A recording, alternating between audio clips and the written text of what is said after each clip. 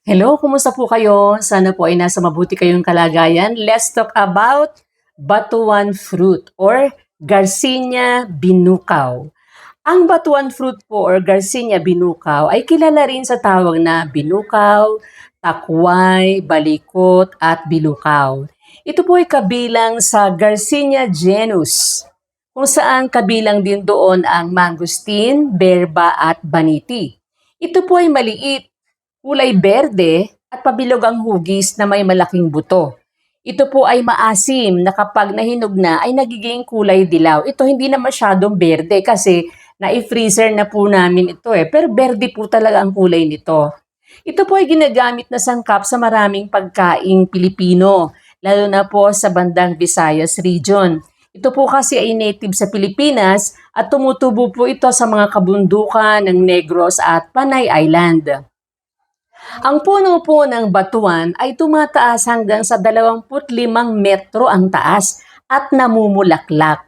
At dahil po ang batuan fruit ay maasim, ginagamit po ito na pampaasim sa mga masasarap na lutuing Pilipino kagaya po ng sinigang at saka adobo. Ang sabi po nila, mas masarap daw po itong pampaasim kaysa sa sampalok at saka sa kamyas. Mas masarap daw po itong pangsigang itong batuan. Pwede rin po itong kainin na hilaw at pwede rin po itong i-preserve.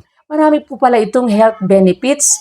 Mayaman po pala ang batuan fruit sa vitamin C, sa potassium, phosphorus, calcium, magnesium, at iron. At maganda po pala ito sa ating kalusugan. Mayaman din po ito sa antioxidants at meron din po pala itong anti-inflammatory property. Meron din itong trace level ng zinc, copper at saka manganese. Ang balat po ng batuan fruit ay mayaman sa vitamin A at sa fiber, kaya nakakapagpalakas din po ito ng immune system. At nakakatulong din daw po ito na magpalusog ng ating puso at mag-control ng ating blood sugar. Maganda po ang batuan for digestion at nakakatulong din daw po ito sa pagbabawas ng timbang. Ayan. Ang batuan fruit po ay hindi masyadong kilala sa ibang panig ng mundo. Pero dito sa Pilipinas, doon sa Visayas, ito po ay kilala. Lalo na sa Visayas. Dito sa atin, medyo bihira din ang nakakaalam, pero bandang Visayas, sikat po ito.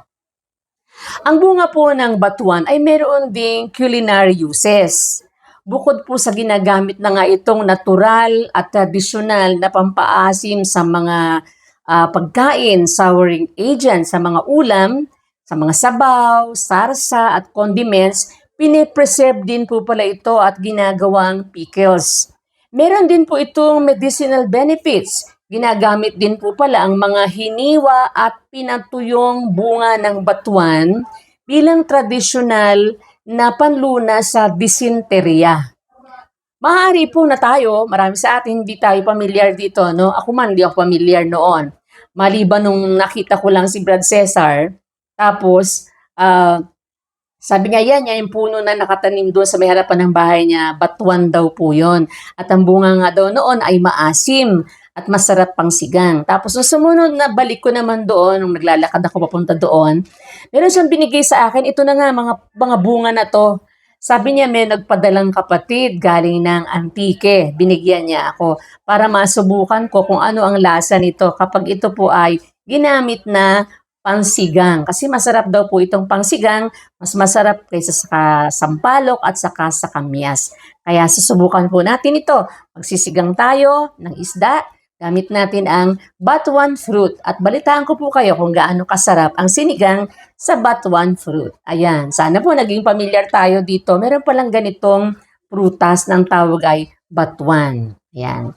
Sana po meron kayong natutuhan at naging pamilyar tayo dito sa prutas na ito na ang tawag nila ay batuan fruit. Maraming salamat po. Don't forget to comment, follow, and share. Maraming salamat po.